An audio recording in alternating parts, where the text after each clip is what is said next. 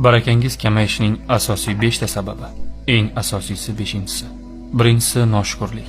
Alloh bergan ne'matni qadrlamaslik, doim boshqalarnikiga hasad bilan qarash barakani ketkazadi. Ikkinchisi noto'g'ri aralashgan rizq. Halol mehnatsiz, adolatsiz yo'l bilan topilgan har bir luqma barakani yuvib yuboradi. Halol oz bo'lsa ham barakali bo'ladi. Uchinchisi kibr va minnat.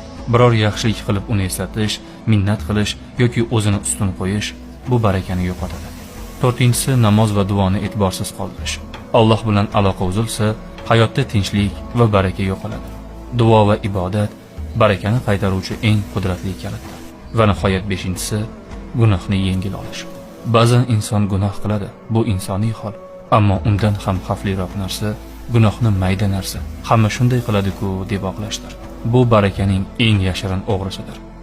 Aslida barakani yo'q qiladigan sabablar ko'p.